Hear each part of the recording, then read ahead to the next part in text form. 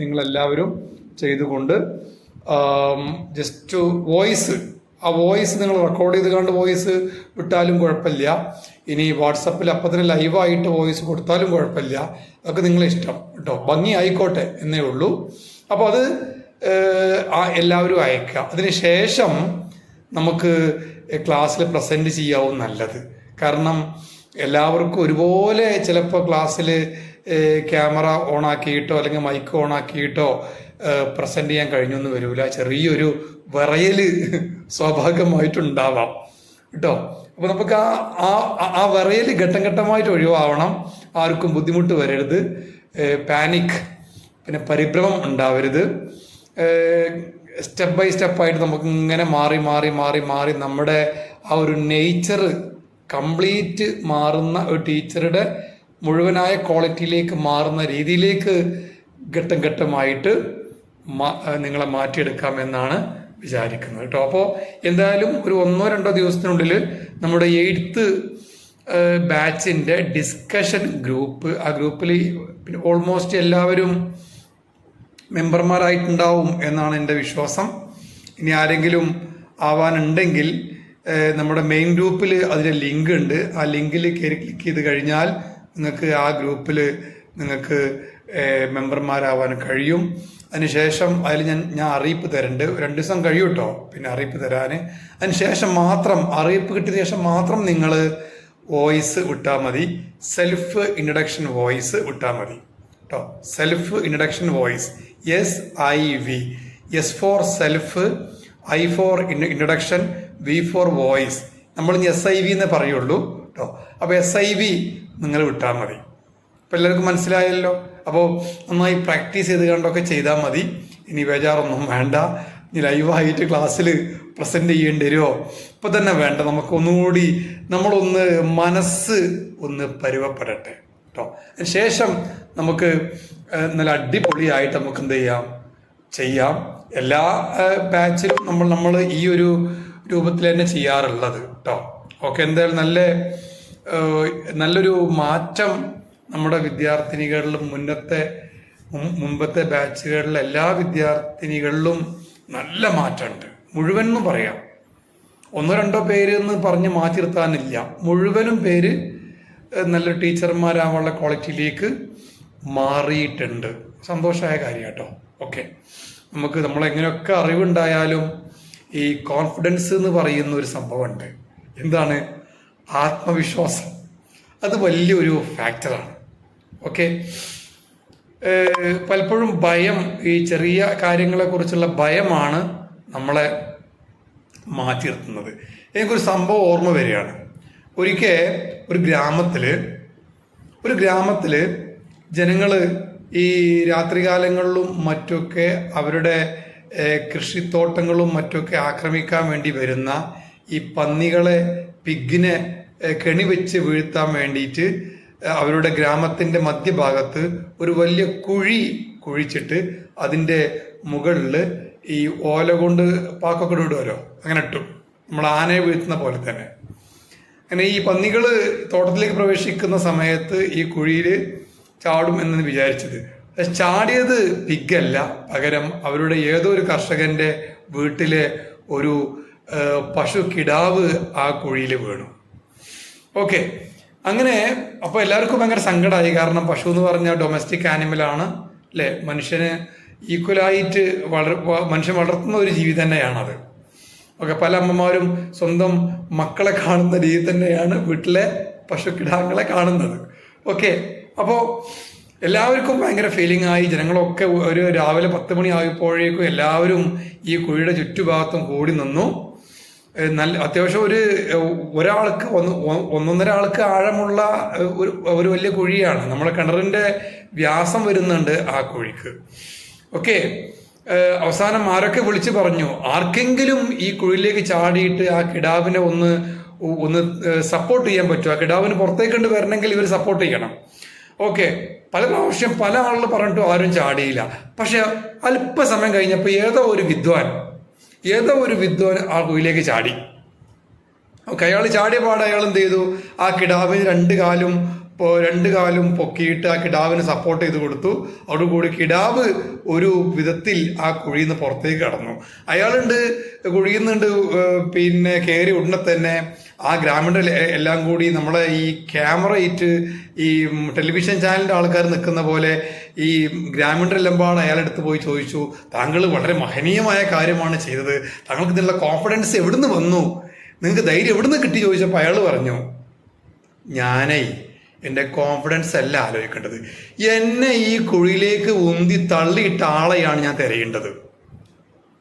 എന്നെ കുഴിയിലേക്ക് ആരോ തള്ളിയിട്ടു, അങ്ങനെ അയാൾ വീണത്, ഞാൻ അയാളെ തിരയേണ്ടത് ഇന്ന്. അപ്പോൾ കോൺഫിഡൻസ് ലെവൽ ഇങ്ങനെയാണ്, മനസ്സിലായല്ലോ. അപ്പോൾ നമുക്ക് ഇവിടെ ചിലപ്പോൾ നിങ്ങളെ തള്ളിയിടുന്ന ആളുകൾ ഞാനാവും, അല്ലെങ്കിൽ നമ്മുടെ ടീച്ചേഴ്സാവും, നമ്മുടെ അധ്യാപകരാവും, അധ്യാപികമാരാവും, ഓക്കെ, തള്ളിയിടുന്നവർ. പക്ഷേ എന്ത് ചെയ്യണം, എന്താണോ നിങ്ങൾ അർപ്പിതമായിരിക്കുന്നത് ആ കാര്യം നിങ്ങൾ വളരെ ഭംഗിയായിട്ട് ചെയ്യണം. ഓക്കെ, നമുക്ക് അടുത്ത 2-3 ദിവസത്തിനുള്ളിൽ നമ്മൾ ചെയ്യാൻ പോകുന്ന കാര്യം പറയുകയാണ്. 2 ദിവസത്തിനകം നമ്മുടെ ഡിസ്കഷൻ ഗ്രൂപ്പ് അഡ്മിൻ ഓൺലി മാറ്റിയിട്ട് എല്ലാവർക്കും മെസ്സേജ് ചെയ്യാൻ കഴിയുന്ന ഇതിലേക്ക് മാറും. മെയിൻ ഗ്രൂപ്പ് മാറ്റില്ല കേട്ടോ. മെയിൻ ഗ്രൂപ്പിൽ നിങ്ങളെ മെസ്സേജ് ഒന്നും ചെയ്യാൻ കഴിയില്ല. നമ്മുടെ ക്ലാസ്സിൻ്റെ അറിയിപ്പുകളും മറ്റുമൊക്കെ വരുന്നതാണ് മെയിൻ ഗ്രൂപ്പുകൾ. എന്നാൽ നമ്മുടെ ടീച്ചേഴ്സിന്, ഇപ്പോൾ നിങ്ങൾ ഇനി വിദ്യാർത്ഥിനികളിൽ നമുക്ക് ഞാൻ പറയില്ല, ടീച്ചേഴ്സിനെ പറയുള്ളൂ, കാരണം ആയി കഴിഞ്ഞല്ലോ. അപ്പോൾ നമ്മുടെ ടീച്ചേഴ്സിന് ഡിസ്കസ് ചെയ്യാനുള്ള കാര്യങ്ങളൊക്കെ ഡിസ്കസ് ചെയ്യുന്നത് നമ്മുടെ ഡിസ്കഷൻ ഗ്രൂപ്പിലായിരിക്കും.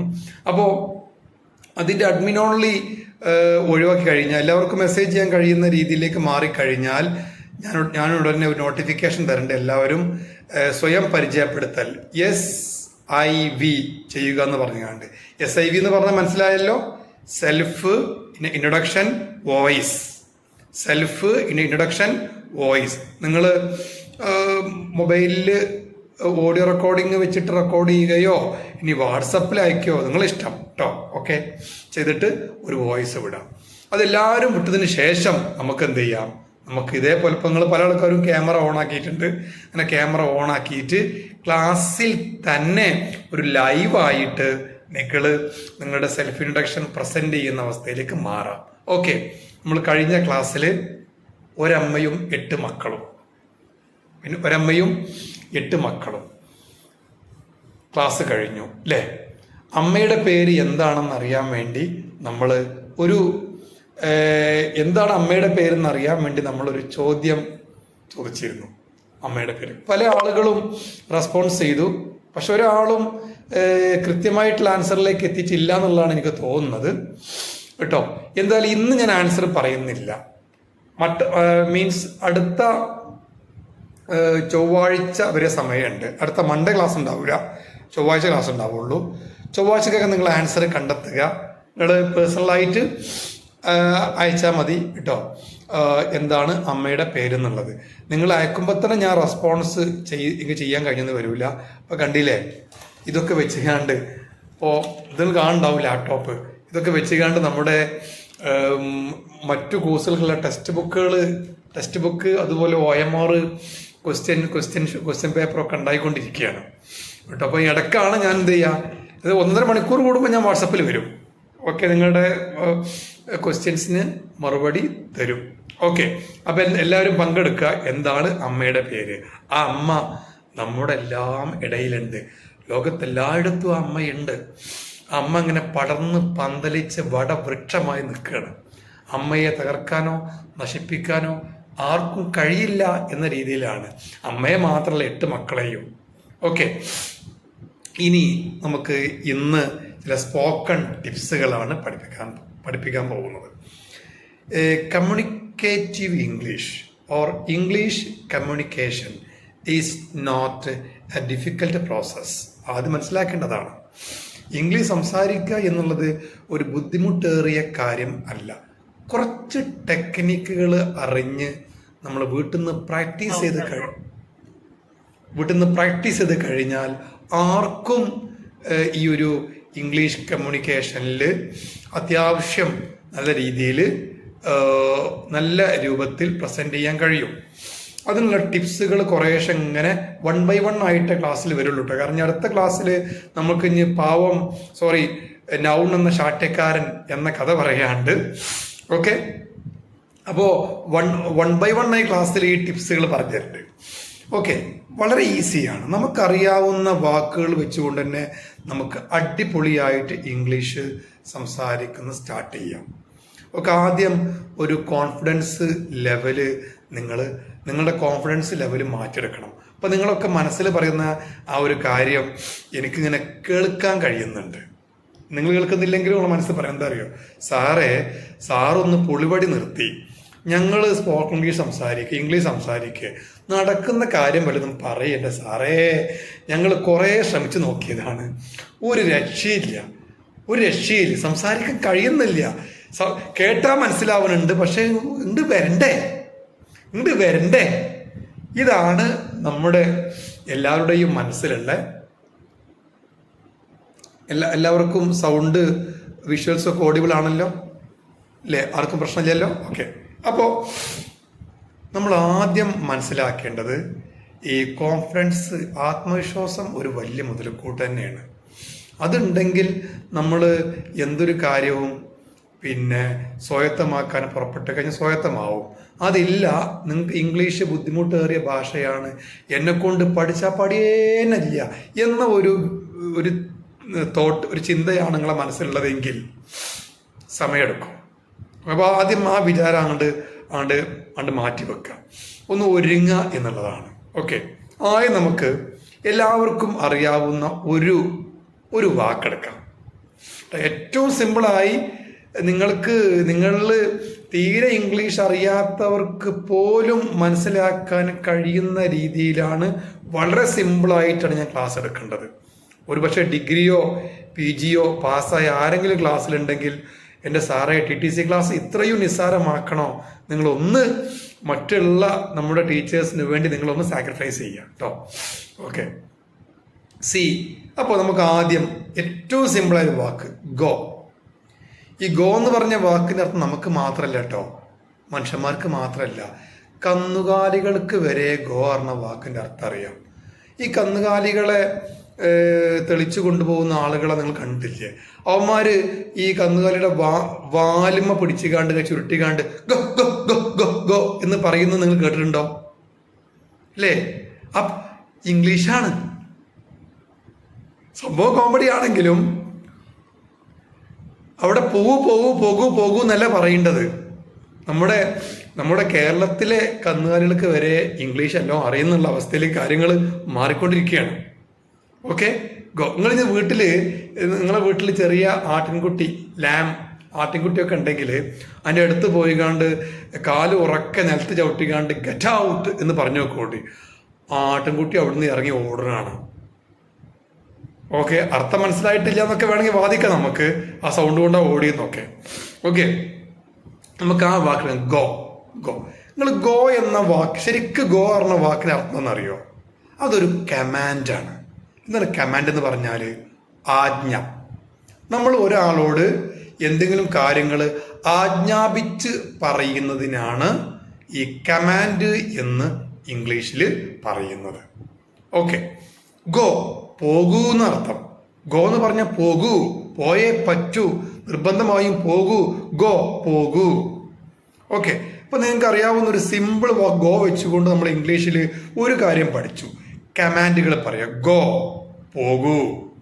അപ്പോൾ ഗോന്റെ അതേപോലെ അർത്ഥം വരുന്ന, ഗോന്റെ അതേപോലെയുള്ള വേറെ വാക്കെടുക്കാം, കം വരിക എന്നാണ് അർത്ഥമെങ്കിലും കം എന്ന വാക്ക് മാത്രം പറഞ്ഞാൽ അത് ഇംഗ്ലീഷിൽ ശരിയായൊരു വാചകമാണ്, അതൊരു കമാൻഡാണ്, വരൂ.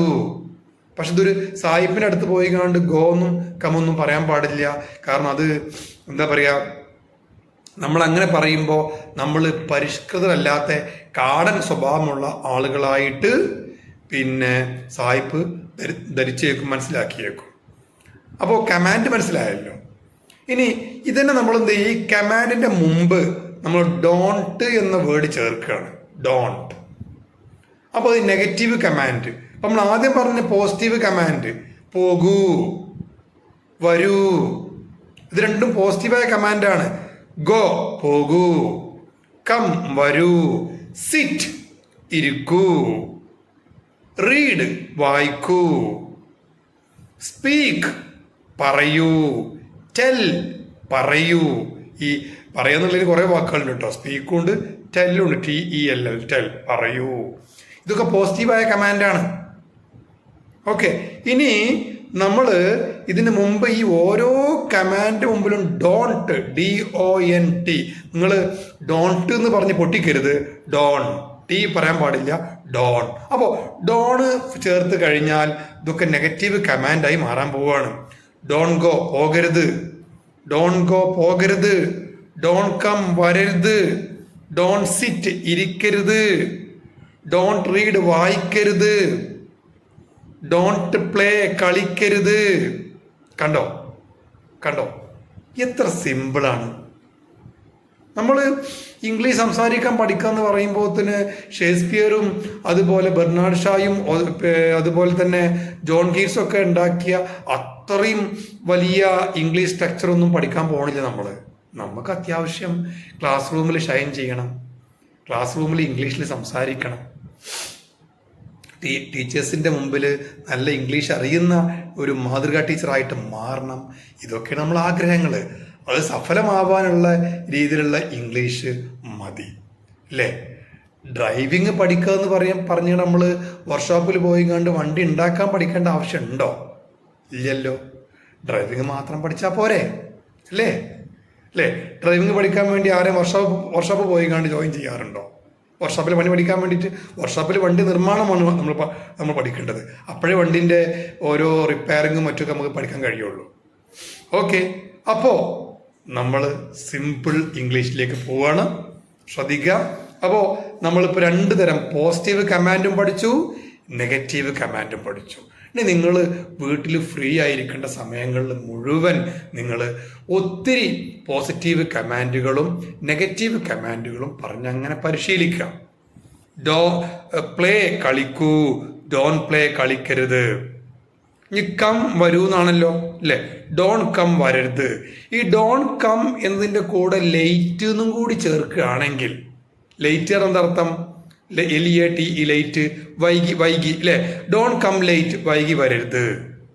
ഇതൊക്കെ നമ്മൾ പിള്ളേരോട് പറയേണ്ടതാണ്. ഡോൺ കം ലേറ്റ്, വൈകി വരരുത് അല്ലേ? ഡോണ്ട് സ്പീക്ക്, സംസാരിക്കരുത്. ഇനി നമുക്ക് വേണമെങ്കിൽ ക്ലാസ്സിൽ എന്ന് പറയാൻ വേണ്ടി അവസാനം ഇൻ ദ ക്ലാസ് എന്ന് കൊടുത്തു കഴിഞ്ഞാലോ, don't speak in the class, ക്ലാസ്സിൽ സംസാരിക്കരുത്. കണ്ടോ, ഈ ഇംഗ്ലീഷൊക്കെ ഇങ്ങനെയാണ്ട് സംസാരിക്കാൻ പഠിക്കാൻ എന്ത് ഈസിയാണല്ലേ? ഇത്രയേ ഉള്ളൂ സംഭവങ്ങൾ. ഇങ്ങനെ കുറച്ച് ടെക്നിക്കുകളുണ്ട്. ഈ ഒരു 2-3 കമാൻഡ് പഠിക്കുമ്പോഴേക്കും നിങ്ങൾ ഇംഗ്ലീഷ് പറയുന്നല്ല ഞാൻ പറയേണ്ടത് കേട്ടോ. പകരം ഇങ്ങനെയുള്ള കുറേ സംഭവങ്ങളുണ്ട്. ഓരോ ക്ലാസ്സിലും കുറേശ്ശെ അങ്ങനെ തരണ്ട്. നിങ്ങൾ പ്രാക്ടീസ് ചെയ്യാം. റൂമിലിരിക്കേണ്ട സമയത്ത് മൊബൈൽ ഫോണിൽ യൂട്യൂബൊക്കെ കാണലില്ലേ അല്ലേ? ആ യൂട്യൂബ് കണ്ടിട്ട് ഒരു കാര്യമില്ല.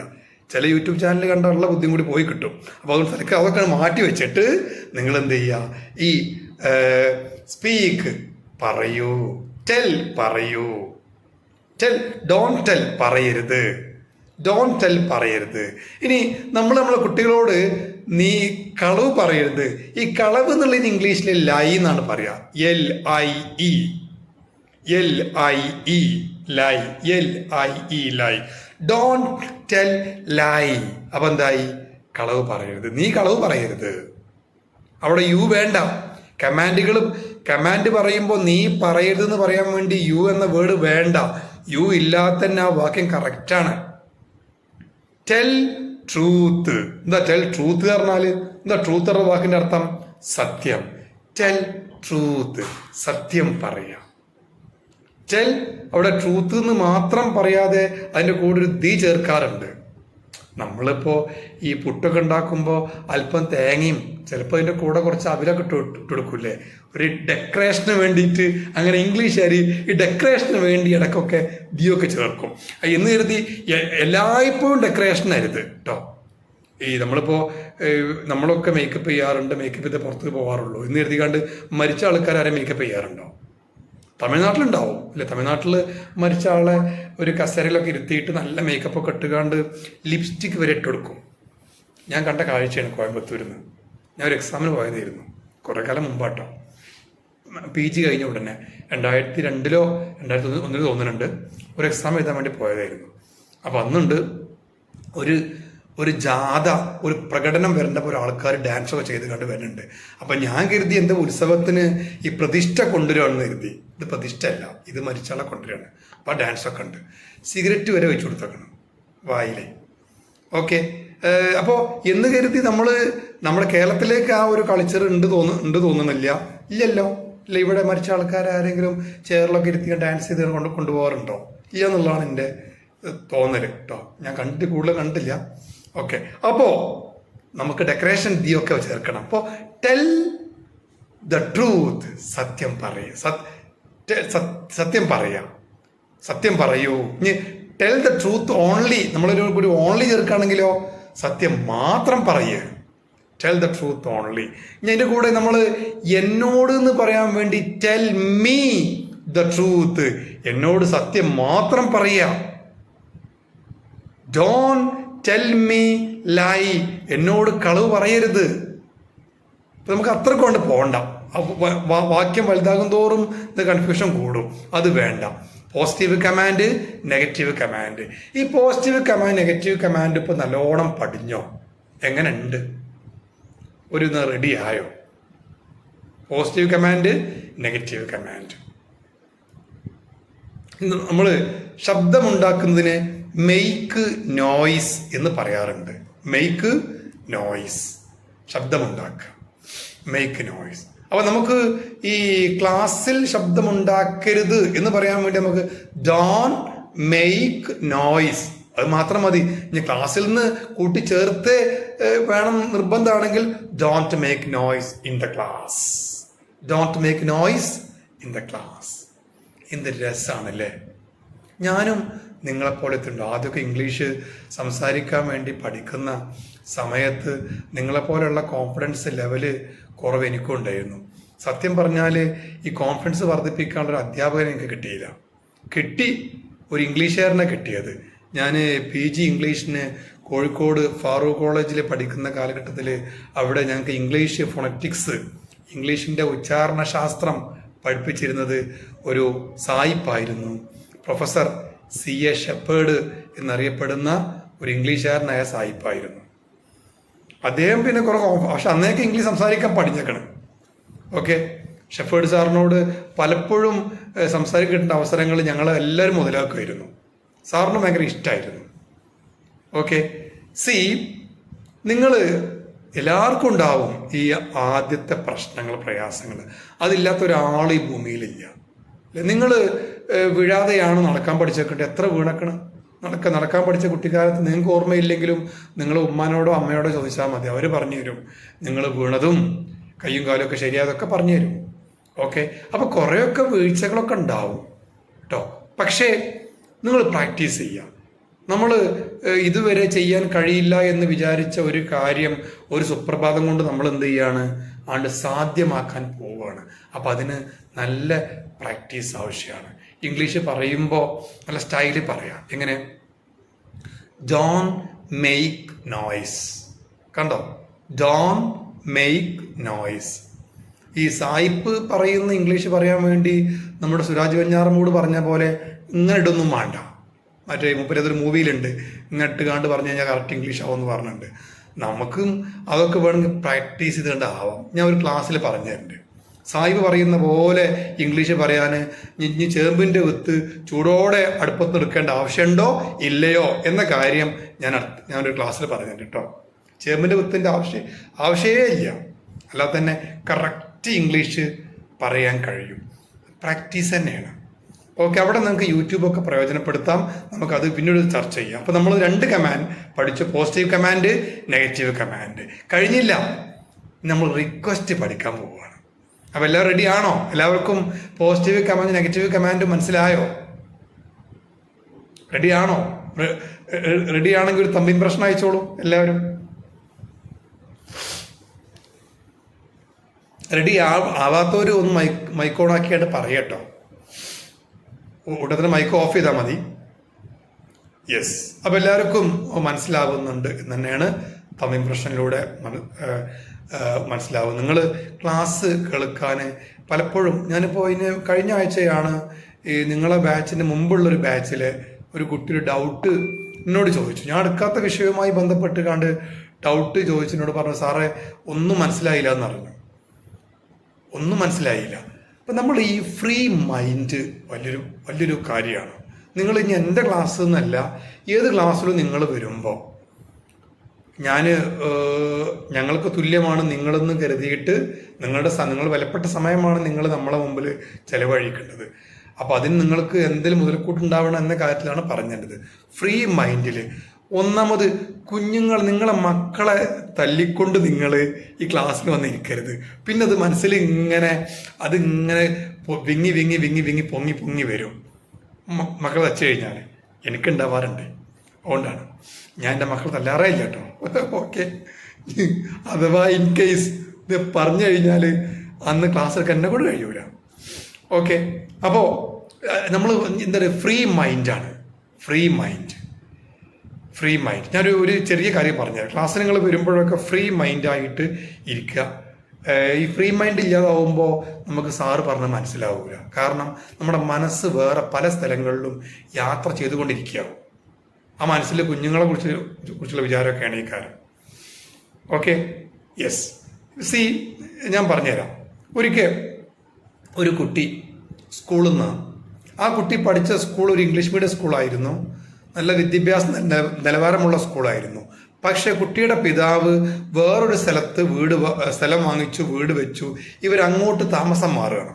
അപ്പം എന്തായാലും പിന്നെ കുട്ടിക്ക് അവിടുന്ന് ഇങ്ങോട്ടേക്ക് സ്കൂൾക്ക് വരാൻ കഴിയൂല. പിതാവ് ഇവിടുന്ന് TC വാങ്ങിച്ചിട്ട് അവിടെയുള്ള ലോക്കൽ സ്കൂളിൽ കൊണ്ടുപോയി ചേർത്തു. അങ്ങനെ നിങ്ങൾക്കറിയാം, നല്ല ഇന്റർനാഷണൽ സ്കൂൾ, നല്ല ഡിസിപ്ലിൻഡ് ആയിട്ടുള്ള ഒരു സ്കൂളിൽ നിന്നൊരു കുട്ടി ഒരു ലോക്കൽ സ്കൂളിലേക്ക് മാറുമ്പോൾ ആ കുട്ടിക്ക് വല്ലാത്ത പ്രയാസങ്ങൾ വരും. കാരണം ഈ ഡിസിപ്ലിൻഡ് ആയിട്ടുള്ള ഇന്റർനാഷണൽ സ്കൂളിൽ കുട്ടികൾ മിണ്ടാൻ പാടില്ല, ടൈയോ കെട്ടിക്കാണ്ട് ചിലപ്പോൾ സംസാരിക്കാൻ പോലും കഴിയൂല. അങ്ങനെ ഇങ്ങോട്ട് മുറുക്കിയിട്ടുണ്ടാവും ടൈയൊക്കെ. ഓക്കെ, അങ്ങനെ ആവും ഇരിക്കേണ്ടത്. ഈ കുട്ടി ഇവിടെ ശബ്ദമൊന്നും, അതായത് ഈ ഇന്റർവെൽ സമയത്ത് പോലും അനാവശ്യമായ സൗണ്ടൊന്നും ഉണ്ടാവാറില്ല. പക്ഷേ ഈ കുട്ടി ലോക്കൽ സ്കൂളിൽ പോയി ജോയിൻ ചെയ്തപ്പോൾ അവിടെ ഭയങ്കര ബഹളം. ടീച്ചർ ക്ലാസ്സിൽ വന്നാൽ പോലും ഇപ്പം നമ്മുടെ SSCA അനുസരിച്ച് കുട്ടികളെ ബഹളം ഉണ്ടാക്കാൻ അനുവദിക്കണം എന്നാണ് പറയാം. ഭയങ്കര ബഹളം.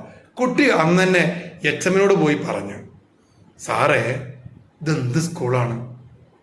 ഞാൻ ഇന്നലെ പഠിച്ച സ്കൂളിൽ സൂചി വീണ കേൾക്കാം, ആരൊന്നും മിണ്ടൂല.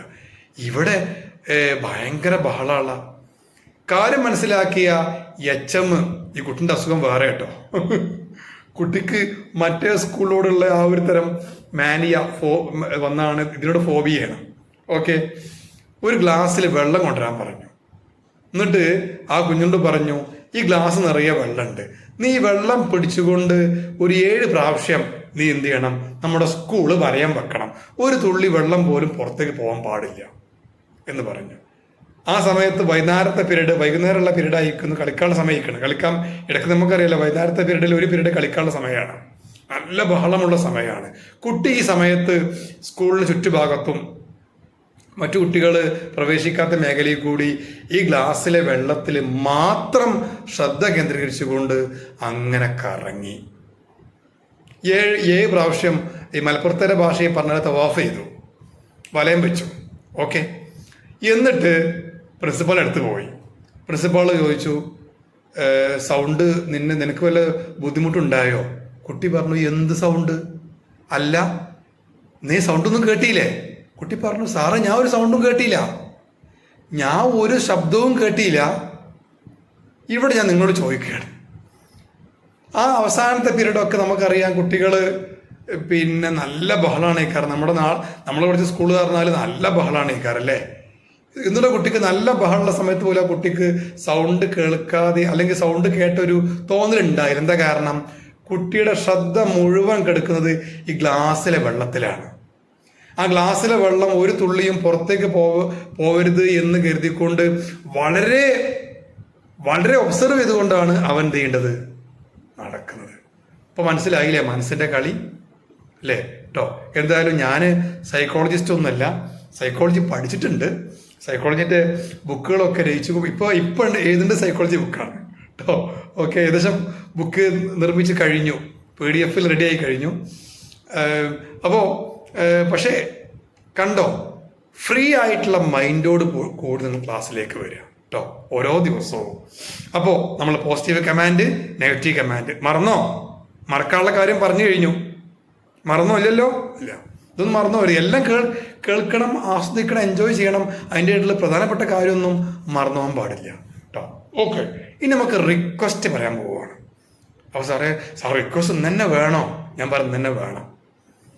നിങ്ങൾക്ക് നല്ലോണം അറിയാവുന്ന ഒരേ ഒരു വേർഡ് മാത്രം നമ്മൾ ഈ പറഞ്ഞ കമാൻഡുകളെ മുമ്പിൽ അല്ലെങ്കിൽ അവസാനം, ഒന്നുകിൽ മുമ്പിൽ ചേർക്കാം അല്ലെങ്കിൽ അവസാനം ചേർക്കാം, അത് നിങ്ങളെ ഇഷ്ടം. എവിടെ ചേർത്താലും സായിപ്പിന് ഒരു കുഴപ്പമില്ല. ഓക്കെ, ആ വാക്കാണ് പ്ലീസ്. എന്താണ് പ്ലീസ്? ശരിക്കും ഉച്ചാരണം പ്ലീസ് എന്നല്ല കേട്ടോ. നിങ്ങൾ നന്നാക്കിയിട്ട് പ്ലീസ് എന്നൊന്നും പറയണ്ട. അതിൻ്റെ കറക്റ്റ് പ്രൊണൗൺസിയേഷൻ പ്ലീസ് എന്നാണ്. ആരും ചിരിക്കരുത്, പ്ലീസ് എന്നാണ്. ഓക്കെ, പ് ആദ്യം പുറത്തേക്ക് വരണം, പിന്നെ ല് വന്നാൽ മതി. ല് ഇല്ല, ല് ഉള്ളൂ. ല് അല്ല കറക്റ്റ്, പകരം ല് അല്പം നമ്മൾ ഉള്ളുന്ന് ല് എടുത്തു കഴിഞ്ഞാൽ കണ്ട പ്ലീസ് എന്നായിരിക്കും വരിക. അതാണ് സൗണ്ട് വരേണ്ടത്. ഇംഗ്ലീഷിൻ്റെ പ്രൊണൗൺസിയേഷനൊക്കെ അങ്ങനെയാണ്. കുറച്ചും കൂടി ഉള്ളുന്ന് എടുത്താൽ മതി. മനസ്സിലായില്ലേ? നിങ്ങളിപ്പോൾ ബ്രദർ എന്ന് നിങ്ങൾ സാറിന് ഇംഗ്ലീഷ് പറഞ്ഞ നിങ്ങൾ അല്പം ഉള്ളുന്ന് ബ്രദർ കണ്ടോ? ഇതിന് ചേമ്പരുത്തൊന്നും വേണ്ട, ആ ടെക്നിക്ക് പഠിച്ചാൽ മതി. നിങ്ങൾ നല്ല ഇംഗ്ലീഷ് പറഞ്ഞു കഴിഞ്ഞാൽ നിങ്ങൾ പോകുന്ന സ്കൂളിൽ നിങ്ങളോട് ചോദിക്കും എവിടുന്നാണ് ഇംഗ്ലീഷ് പഠിച്ചതെന്ന് കേട്ടോ. ഓക്കെ, നമ്മുടെ സ്ഥാപനത്തിൻ്റെ നിങ്ങൾ ചേർന്ന സ്ഥാപനത്തിൻ്റെ പേര് വരെ മറക്കണ്ട. അപ്പോൾ എന്തായാലും പ്ലീസ് ചേർക്കുകയാണ്. പ്ലീസ് ഗോ, ദയവായി പോകൂ. കണ്ടോ റിക്വസ്റ്റ്? ആ ഗോന് മുമ്പ് പ്ലീസ് കൊടുത്തു. ഇത് കടിച്ചാൽ പൊട്ടാത്ത ഇംഗ്ലീഷാണോ? അല്ല. Please go, please come, please read, please sit, please get up, please sleep. Okay, please drink, please eat. പക്ഷെ നമ്മൾ ഈറ്റും ഡ്രിങ്കും സാധാരണ നിങ്ങൾ ഫുഡ് കഴിക്കുന്നതിന് ഇനി കുടിക്കുന്ന ഫുഡായാലും കഴിക്കുന്ന ഫുഡായാലും നിങ്ങൾ ഈറ്റും ഡ്രിങ്കും പറയാതെ ഹാവ് എന്ന വേർഡ് പറയാം. Please have. അപ്പം നമ്മളെ വീട്ടിൽ ഒരു മദാമ ഫുഡ് കഴിക്കാൻ വേണ്ടി വരികയാണ്. അപ്പോൾ നിങ്ങൾ ഇനി മദാമനോട് എന്താ പറയാമെന്ന് എഴുതിക്കാണ്ട് പേടിക്കൊന്നും വേണ്ട, ഫുഡ് കൊടുത്തുകാണ്ട് please have it, please have the biryani. ഇനി ബിരിയാണിൻ്റെ ഇംഗ്ലീഷ് തേടി പോയിക്കാണ്ട് യെല്ലോ റൈസ് ഒന്നും പറഞ്ഞുണ്ടാക്കണ്ട കേട്ടോ. നമ്മൾ ഈ മലയാളികൾക്ക് ഒരു കുഴപ്പമുണ്ട്, നമ്മൾ കംപ്ലീറ്റ് പരിഭാഷ ഉണ്ടാക്കുന്ന ആളാണ്. പണ്ട് ലാലേട്ടൻ പിന്നെ ഉപ്മാവിൻ്റെ ഇംഗ്ലീഷ് ഉണ്ടാക്കിയതാണ് നമുക്കെല്ലാവർക്കും മാതൃക, സാൾട്ട് മാംഗോ ട്രീ. ഇതിന് വളം വെച്ചുകൊണ്ട് ഞാൻ മുമ്പ് 10 വർഷം മുമ്പായിട്ട് ഞാനിവിടെ മലപ്പുറം ജില്ലയിൽ വേങ്ങര എന്ന് പറയുന്ന സ്ഥലത്ത് ക്ലാസ് എടുക്കുകയായിരുന്നു. അപ്പോൾ ഒരു കുട്ടി സെൽഫ് ഇൻട്രൊഡക്ഷൻ പറയാം കേട്ടോ. ആ കുട്ടീനെ പറയാണ്, I am Sumayya Rahman, I am from father's temple. എനിക്ക് മനസ്സിലായില്ല, ആർക്കും മനസ്സിലായില്ല. ഞാൻ ചോദിച്ചു വാട്ട്? പിന്നെ പറഞ്ഞു പ്ലീസ്. അവൾ പിന്നെ പറഞ്ഞു I am from father's temple. അവൾ വലിയ കാട്ടിലാണ് പറയേണ്ടത്. പിന്നെ ഞാൻ ആലോചിച്ചു, ഈ മലപ്പുറം ജില്ലയിൽ വേങ്ങരൻ്റെ അടുത്ത് ഒരു ലൊക്കേഷൻ ഉണ്ട്. ആ ലൊക്കേഷൻ്റെ പേര് അച്ഛനമ്പലം എന്നാണ്. അച്ഛനമ്പലം.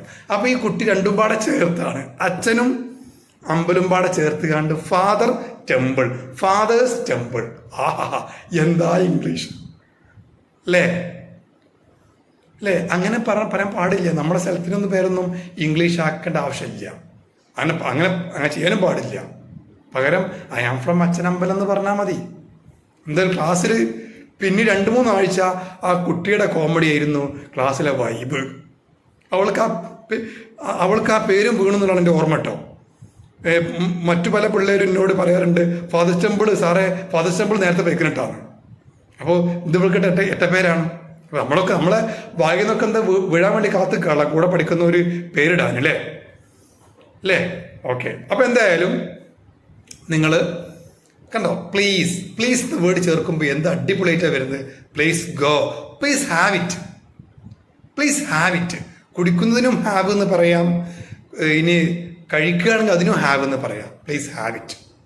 ഇനി നിങ്ങൾ കുറച്ചും കൂടി ബിരിയാണി ഇട്ട് കൊടുക്കുകയാണ്, അല്ലെ കുറച്ചും കൂടി കുഴിമന്തി ഇട്ട് കൊടുക്കുകയാണ് ആർക്ക്, നമ്മുടെ ഗസ്റ്റിന്, പ്ലീസ് ഹാവ് സം മോർ.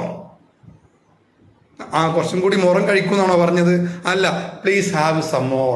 കുറച്ചും കൂടി കഴിച്ചോളൂ, പ്ലീസ് ഹാവ് സം മോർ. അപ്പോൾ കണ്ടോ, ഇത്ര സ്റ്റൈലിൽ നമുക്ക് ഇംഗ്ലീഷ് പറയാം, പ്ലീസ്. ഇനി നമുക്ക് നെഗറ്റീവ് കമാൻഡിന്റെ കൂടെ പ്ലീസ് ഉപയോഗിക്കാൻ പറ്റുമോ? പറ്റും. Please don't go, please don't go, ദയവായി പോകരുത്.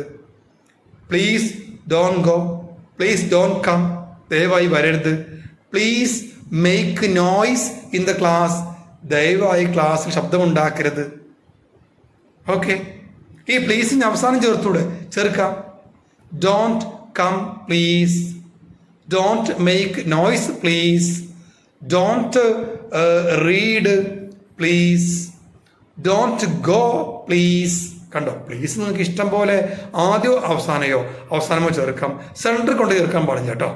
ഓക്കെ, ഇപ്പൊ നമ്മൾ പോസിറ്റീവ് കമാൻഡ് പഠിച്ചു, നെഗറ്റീവ് കമാൻഡ് പഠിച്ചു, പോസിറ്റീവ് റിക്വസ്റ്റ് പഠിച്ചു, നെഗറ്റീവ് റിക്വസ്റ്റ് പഠിച്ചു.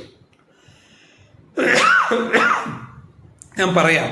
Go positive command, don't go negative command, please go positive request, please don't go negative request. തെറ്റുവോ? Confusion ആയോ? ഇല്ലല്ലോ, സംഭവം ക്ലിയർ അല്ലേ? റെഡി അല്ലേ? റെഡി ആവണം. Okay, go positive command, don't go negative command, please go positive request, please don't go negative request.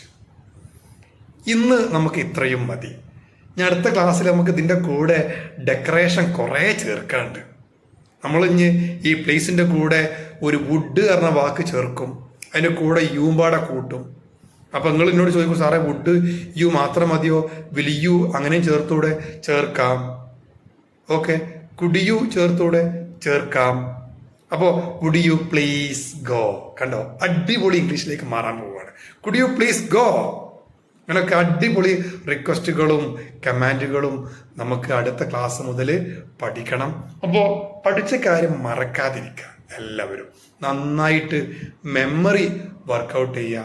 Free മൈൻഡോട് കൂടി ക്ലാസ്സിന് എല്ലാവരും വരിക കേട്ടോ. ഫ്രീ ആയിട്ട് തന്നെ ഈ സമയം ക്ലാസ് ടൈം എപ്പോഴാണോ വരുന്നത് ആ സമയം വഴക്ക് നിങ്ങളൊന്ന് ഫ്രീ മൈൻഡാക്കുക. ഓടിക്കതച്ചുകൊണ്ട് ക്ലാസ്സിന് വരരുത്. ഓടിക്കതക്കാതെ മീൻസ് ചില ആളുകളെ ചിലപ്പോഴേ 8:15 വരെ വീട്ടിൽ മദറിൻലോ എന്തെങ്കിലും ജോലി ലഭിച്ചിട്ടുണ്ടാവും. ആ ജോലി കഴിഞ്ഞാണ്ട് മദറിൻലോ കാണാതെ എങ്ങനെയൊക്കെയോ അങ്ങോട്ട് ക്ലാസ്സിന് വന്നുകൊണ്ട് ധൃതി പിടിച്ചുകാണ്ട് ലിങ്കിൽ പോയി ക്ലിക്ക് ചെയ്യും. മൊബൈലും വഴങ്ങൂല, ലിങ്കിൽ കയറാൻ കഴിയൂല. അപ്പം തന്നെ മെസ്സേജും ചെയ്യും കയറാൻ കഴിയുന്നില്ല കേട്ടോ. നിങ്ങൾ ആദ്യം നിങ്ങളെ മദറിൻലോയെ ഈ കാര്യമൊക്കെ ഒന്ന് പറഞ്ഞ് മനസ്സിലാക്കുക. നമ്മുടെ കോഴ്സിൻ്റെ പ്രത്യേകതയും കാര്യങ്ങളൊക്കെ എനിക്ക് തോന്നുന്നു ഇപ്പോൾ നമ്മുടെ പുനത്തിൽ കുഞ്ഞബ്ദുള്ള എന്ന മലയാളം നോവലിസ്റ്റിൻ്റെ സ്മാരകശിലകൾ എന്ന നോവലിൽ പറഞ്ഞ അദ്രാമാൻ്റെ ഉമ്മയെ പോലുള്ള അമ്മായിമ്മമാര് ഇന്നില്ല എന്നുള്ളതാണ് എൻ്റെ കാഴ്ചപ്പാട്. കാലം മാറിയിരിക്കണം. ഇപ്പോഴൊക്കെ new generation mother in laws ആണ്, ന്യൂ ജനറേഷൻ അമ്മമാരാണ്, യോയോ അമ്മമാരാണ്. അതുകൊണ്ട് തന്നെ നമ്മൾ പറഞ്ഞൊക്കെ മനസ്സിലാവും എന്നുള്ളതാണ് എൻ്റെ ഒരു വിശ്വാസം കേട്ടോ. ഓക്കെ കേട്ടോ, ഇല്ലേ? അപ്പോൾ അവരടുത്ത് കാര്യമൊക്കെ ഒന്ന് മനസ്സിലാക്കുക അല്ലേ. ഞാൻ അറിയാതെയാണെങ്കിലും കണ്ണുനീര് വന്ന സംഭവം ഉണ്ടായിട്ടുണ്ട്. നമ്മുടെ ഈ ഗ്രൂപ്പിൽ നിന്നല്ല, 4th ബാച്ചോ 3rd ബാച്ചോ ചെയ്യണം.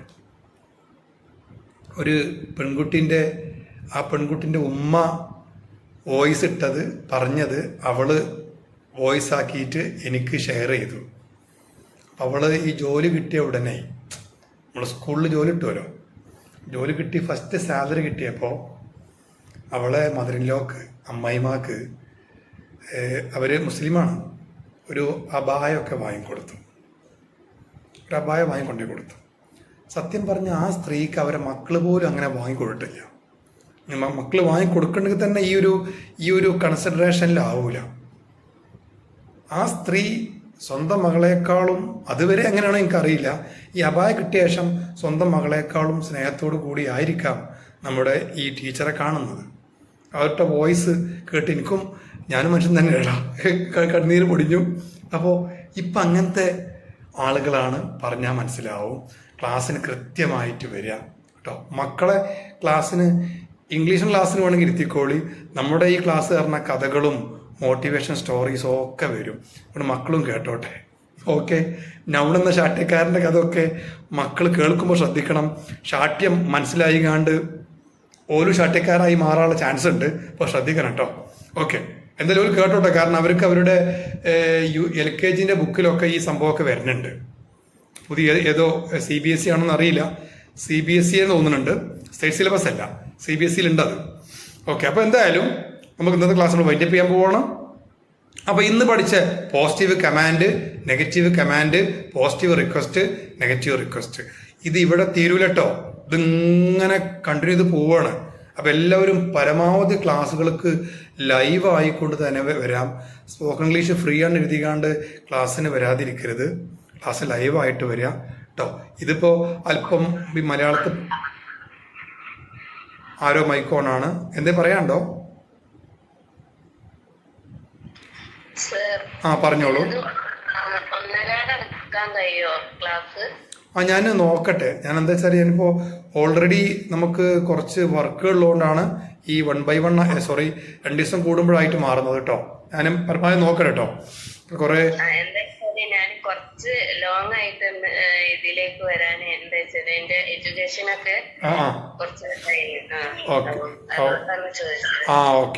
നമ്മൾ ട്രൈ ചെയ്യാം കേട്ടോ. കാരണം ഞാൻ എന്താ വെച്ചാൽ ഇപ്പൊ നിങ്ങൾക്ക് ഇതിലെ എക്സാം വരുന്നത് എങ്ങനെയാ വെച്ചാല്, ഇപ്പൊ നിങ്ങൾക്ക് പബ്ലിക് എക്സാം വരുന്നത് എങ്ങനെയാ വെച്ചാല് അറിയാലോ, OMR മോഡലാ എക്സാം വരിക.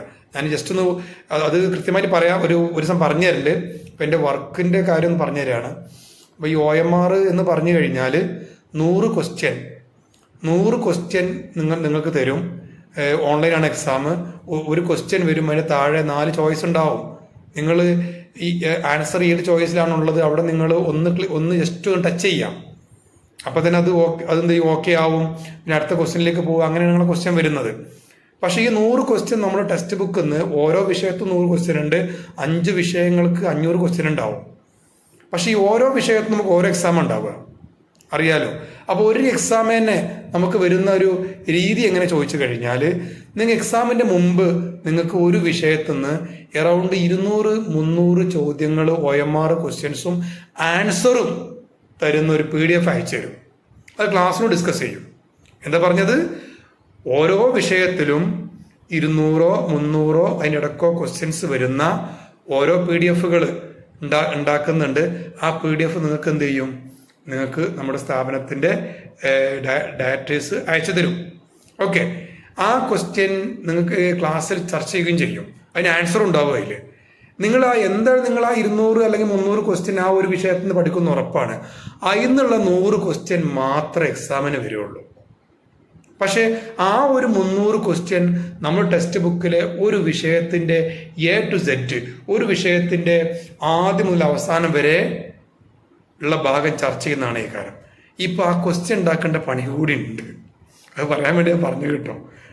ഉണ്ടാക്കണേ, നല്ല ജോലിയാണ്.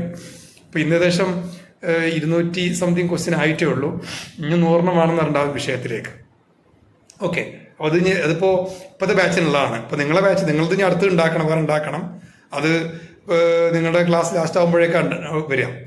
ഓക്കെ, ഇത് നമുക്ക് യൂണിവേഴ്സിറ്റി കൊടുക്കണം, അല്ലെങ്കിൽ നമ്മുടെ എക്സാം ഓതറൈസേഷൻ ബോഡി ഏതാണോ അവർ കൊടുക്കണം. അവരത് നോക്കി തെറ്റുകളൊക്കെ നോക്കി തിരുത്തിയൊക്കെ റെഡി ആക്കിയിട്ട് പിന്നെ എന്ത് ചെയ്യും, അവര് ആപ്പുകൾ എക്സാം അവർ 2 ഡേയ്സും 3 ഡേയ്സും ഒക്കെ കൂടുമ്പോൾ ക്ലാസ് വെക്കാനുള്ള കാരണം എന്താ വെച്ചാൽ ഇപ്പൊ അങ്ങനെ കുറച്ച് ഇപ്പോൾ ഒക്ടോബർ 10 എക്സാം സ്റ്റാർട്ട് ചെയ്യാണ്. അപ്പം അതിൻ്റെ മുമ്പ് ക്വസ്റ്റ്യൻ പേപ്പർ ഉണ്ടാക്കുന്ന വർക്ക് കൂടി ഉണ്ട്. നോർമലി ഈ മേഖലയിലൊക്കെ വർക്ക് ചെയ്യുന്ന ഒരാളായതുകൊണ്ടാണ് ഞാൻ എൻ്റെ ഇത് പറയില്ല കേട്ടോ. അങ്ങനെ കരുതരുത്. നിങ്ങൾ ചോദിച്ചപ്പോൾ അങ്ങനെ പറഞ്ഞത് മാത്രം കേട്ടോ. പിന്നെ മാത്രമല്ല പകൽ സമയങ്ങളിൽ സ്കൂളിൽ വേറെ വർക്ക് ചെയ്യണമുണ്ട്. ഓക്കെ, അപ്പോൾ തീർച്ചയായിട്ടും നിങ്ങൾ പറഞ്ഞ റിക്വസ്റ്റ് നല്ല റിക്വസ്റ്റായി ഞാൻ എടുക്കുന്നു. മാക്സിമം നമുക്ക് നോക്കാം കേട്ടോ. എന്തായാലും നമ്മുടെ ഇംഗ്ലീഷ് ടെക്സ്റ്റ് ബുക്കിൻ്റെ അവസാനം വരുന്ന ഒരു 10-12 പേജോളം വരുന്ന കാര്യങ്ങൾ ഫുൾ സ്പോക്കൺ ഇംഗ്ലീഷിനുള്ളതാണ്. ക്ലാസ് റൂമിൽ എങ്ങനെ നിങ്ങൾക്ക് നമ്മുടെ മെയിൻ എക്സാം OMR ടൈപ്പാണ്. അത് ഇനി ഇപ്പോഴല്ല, ഞാൻ ക്ലാസ് ആരംഭിക്കേണ്ട മുമ്പ്, ഇപ്പോൾ നിങ്ങൾക്ക് സ്പോക്കൺ ഇംഗ്ലീഷ് അല്ല, നിങ്ങളുടെ മെയിൻ വിഷയം സ്റ്റാർട്ട് ചെയ്യുന്ന മുമ്പ് എക്സാമിൻ്റെ കാര്യം ഞാനും പറഞ്ഞു തരുന്നുണ്ട്. ഇപ്പോൾ നമ്മുടെ ഓരോ സ്റ്റാഫും, നമ്മുടെ ഹെഡ് ഓഫ് ദി ഇൻസ്റ്റിറ്റ്യൂഷൻ, നമ്മുടെ ചെയർമാൻ, അദ്ദേഹമൊക്കെ നിങ്ങൾക്ക് വേണ്ട കാര്യങ്ങൾ പറഞ്ഞു തരും കേട്ടോ. Okay, yes. മാത്രമല്ല മോഡൽ എക്സാം ഉണ്ടാവും, ഒരു മോഡലായിട്ടുള്ള എക്സാമൊക്കെ ഉണ്ടാവും. അപ്പോൾ എല്ലാവർക്കും ഇന്നുള്ള നമ്മുടെ പോസിറ്റീവ് കമാൻഡും നെഗറ്റീവ് കമാൻഡും പോസിറ്റീവ് റിക്വസ്റ്റും നെഗറ്റീവ് റിക്വസ്റ്റും മനസ്സിലായല്ലോ? റെഡി ആണല്ലോ അല്ലേ? ഓക്കെ. അതുപോലെ നമുക്ക് തിങ്കളാഴ്ച ഓൾറെഡി ഞാൻ ഇപ്പോൾ എൻഗേജ് ആണ്. പിന്നെ ചൊവ്വാഴ്ച തന്നെ അടുത്ത ക്ലാസ് ഉണ്ടാക്കുക. ചൊവ്വാഴ്ച കഴിഞ്ഞാൽ അടുത്ത ക്ലാസ് വ്യാഴാഴ്ച വെക്കാൻ കഴിയുമോ എന്ന് മാക്സിമം ട്രൈ ചെയ്യാം കേട്ടോ. ഓക്കെ, അപ്പോൾ ഇന്ന് വൈൻഡപ്പ് ചെയ്യല്ലേ? ഓക്കെ. അപ്പോൾ എന്തായാലും ഇന്ന് നിങ്ങൾക്ക് ടെസ്റ്റ്, ഒരു കാര്യം കൂടി പറയട്ടെ, ആരും ലെഫ്റ്റ് ആയാലും നമ്മുടെ ടെക്സ്റ്റ് ബുക്കുകൾ ഇവിടെ നിന്നാണ് അയക്കേണ്ടത്, എൻ്റെ അടുത്ത് നിന്നാണ് അയക്കുന്നത്. അപ്പോൾ ടെക്സ്റ്റ് ബുക്ക് കിട്ടണമെങ്കിൽ നിങ്ങൾ ആരടുത്താണോ ജോയിൻ ചെയ്തത് അവരടുത്ത് റിക്വസ്റ്റ് ചെയ്താൽ മതി കേട്ടോ. അപ്പോൾ അവർ ടെക്സ്റ്റ് ബുക്കിന് അഡീഷണൽ പേയ്മെൻറ്റ് വരുന്നുണ്ട്. അപ്പോൾ ആ പേയ്മെൻറ്റ് കാര്യമൊക്കെ നിങ്ങളെടുത്ത് അവർ പറഞ്ഞു തരും, എന്താണ് ചെയ്യേണ്ടതെന്നൊക്കെ അവർ പറഞ്ഞു തരും. ടെക്സ്റ്റ് ബുക്ക് നമുക്ക് 5 വിഷയങ്ങളുള്ളത്. 5 വിഷയത്തിൻ്റെയും ടെക്സ്റ്റ് ബുക്ക് ഒറ്റ ബുക്കായിട്ടാണ് വരുന്നത്. 5 വിഷയം ഒന്നിച്ചു കൂടിയ ഒരു ബുക്കായിട്ടാണ് വരുന്നത്. ഓരോ വിഷയവും ഒരു 30 പേജ് 35 പേജൊക്കെ വരുന്നുള്ളൂ. അതായത് എല്ലാ കാര്യങ്ങളും നമ്മളെല്ലാ കാര്യവും ഉൾപ്പെടുത്തിയിട്ടുണ്ട്. ടെക്സ്റ്റ് ബുക്ക് ഒരുപാട് കട്ടിയുണ്ടായതുകൊണ്ട് നമ്മുടെ അറിവ് അങ്ങോട്ട് വല്ലാതാവണമെന്നില്ലല്ലോ അല്ലേ? നമുക്ക് എന്താണോ അറിയേണ്ടത് ആ കാര്യം മാത്രം നമ്മൾ മനസ്സിലാക്കിയാൽ മതി. ഓക്കെ. അപ്പോൾ ടെക്സ്റ്റ് ബുക്കുമായി ബന്ധപ്പെട്ട കാര്യങ്ങൾ നിങ്ങൾ ആരടുത്താണോ നിങ്ങൾ അഡ്മിഷൻ എടുത്തത് അവരെടുത്ത് നിങ്ങൾ റിക്വസ്റ്റ് ചെയ്യുക. അപ്പോൾ അവരെൻ്റെ കാര്യങ്ങൾ പറഞ്ഞു തരും. ഇനി പിന്നെ അവർക്ക് ആ വിഷയവുമായി ബന്ധപ്പെട്ട് എന്തെങ്കിലും ഡൗട്ട്സ് ഉണ്ടെങ്കിൽ എൻ്റെ നമ്പറിൽ കോൺടാക്ട് ചെയ്യാൻ പറഞ്ഞാൽ മതി അവരോട്. അപ്പോൾ അവർക്ക് വേണ്ട നിർദ്ദേശങ്ങൾ ഞാൻ കൊടുത്തുകൊണ്ട് കേട്ടോ. ഓക്കെ, കൊടുത്തിട്ടുണ്ട് എല്ലാവർക്കും. നിങ്ങൾ അഡ്മിഷൻ എടുക്കുന്ന നമ്മുടെ കോർഡിനേറ്റേഴ്സിനും നമ്മുടെ സഹോദര സ്ഥാപനങ്ങൾക്കും എല്ലാവർക്കും നമ്മുടെ എല്ലാ കാര്യവും അറിയാം, ഫുള്ള് കാര്യവും അറിയാം കേട്ടോ. ഇനി പുതിയ കോർഡിനേറ്റേഴ്സ് ആരെങ്കിലും വന്നിട്ടുണ്ടെങ്കിൽ ഒരു പക്ഷേ അവരടുത്താണ് നിങ്ങൾ അഡ്മിഷൻ എടുത്തതെങ്കിൽ അവർക്ക് ഇതുമായി ബന്ധപ്പെടുന്ന സംശയം ഉണ്ടെങ്കിൽ എൻ്റെ നമ്പറിൽ കോൺടാക്ട് ചെയ്ത് കഴിഞ്ഞാൽ ഞാൻ എല്ലാ കാര്യവും പറഞ്ഞു കൊടുക്കും കേട്ടോ. ഓക്കെ.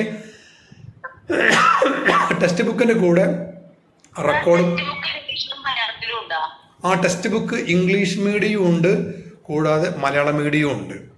കാരണം എന്താ വെച്ചാൽ നമ്മുടെ കുട്ടികളിൽ, നമ്മളിപ്പോൾ ഈ കോഴ്സിന് ജോയിൻ ചെയ്ത ടീച്ചേഴ്സിൽ പലരും ചിലപ്പോൾ 10ാം ക്ലാസ് വരെ ഇംഗ്ലീഷ് മീഡിയം സ്കൂളിൽ പഠിച്ചവരായിരിക്കാം. ഈ ഇംഗ്ലീഷ് മീഡിയം സ്കൂളിൽ പഠിച്ചവരോട് നിങ്ങൾ ചോദിച്ചു നോക്കുന്നുണ്ട്, അവർക്ക് ഏറ്റവും ബുദ്ധിമുട്ടേറിയ വിഷയം മലയാളമാണ്. ചോദിച്ചു നോക്കുന്നുണ്ട്. ഓക്കെ. അപ്പം മലയാളത്തിൽ ടെക്സ്റ്റ് ബുക്ക് അവർക്ക് കൊടുത്ത് അവർക്കത് വായിച്ച് മനസ്സിലാക്കാൻ പ്രയാസമുള്ളതുകൊണ്ട് അവർക്ക് ഇംഗ്ലീഷ് മീഡിയം. എന്നാൽ 10th വരെ മലയാളം മീഡിയം പഠിച്ചവരാണെങ്കിൽ അവർക്ക് പിന്നെ മലയാളം മീഡിയമാണ് നല്ലത്. പക്ഷെ ഒരു ഇംഗ്ലീഷ് അധ്യാപകൻ എന്ന നിലയ്ക്ക് ഞാൻ പറയുകയാണ്, ഇംഗ്ലീഷ് ബുക്ക് വാങ്ങിക്കണം ഒന്നും കൂടി ബെറ്റർ, ലാംഗ്വേജ് ഒക്കെ ഒന്ന് ഡെവലപ്പ് ആവാൻ. നമ്മൾ മനസ്സിലായില്ലെങ്കിൽ നമ്മൾ മനസ്സിലാക്കാൻ ശ്രമിക്കുമല്ലോ അല്ലേ? ഓക്കെ, യെസ് കേട്ടോ. അപ്പോൾ നിങ്ങളെ ഇഷ്ടം. നിങ്ങൾ മീഡിയം ഇംഗ്ലീഷ് പഠിച്ചാലും മീഡിയം മലയാളം പഠിച്ചാലും നിങ്ങളെല്ലാവരും നല്ല ടീച്ചർമാരായി തീരും എന്നുള്ള മനസ്സുണ്ടായാൽ മാത്രം മതി. ഓക്കെ. അപ്പോൾ നമുക്ക് ഇന്ന് ഇവിടെ പറയാം അല്ലേ? ഇനി കുറച്ച് കഴിഞ്ഞാൽ മക്കളൊക്കെ ഉറങ്ങൽ തുടങ്ങും. അപ്പോൾ അത് അങ്ങനെ ഉണ്ടാകാൻ പാടില്ല, മക്കൾ ഫുഡ് കൊടുക്കണ്ടേ കേട്ടോ. അപ്പോൾ ഇന്ന് ഒഫീഷ്യൽ ക്ലാസ് വൈൻഡപ്പ് ചെയ്യാണ്. നെക്സ്റ്റ് ക്ലാസ്സിൽ മീറ്റ് ചെയ്യാം. അപ്പോൾ എന്തായാലും വോയിസ് വിടേണ്ട കാര്യമൊക്കെ ഞാൻ പറഞ്ഞു തരാം കേട്ടോ. ഞാൻ ഡിസ്കഷൻ ഗ്രൂപ്പിൽ അറിയിക്കാം. Okay, thank you very much. Good night.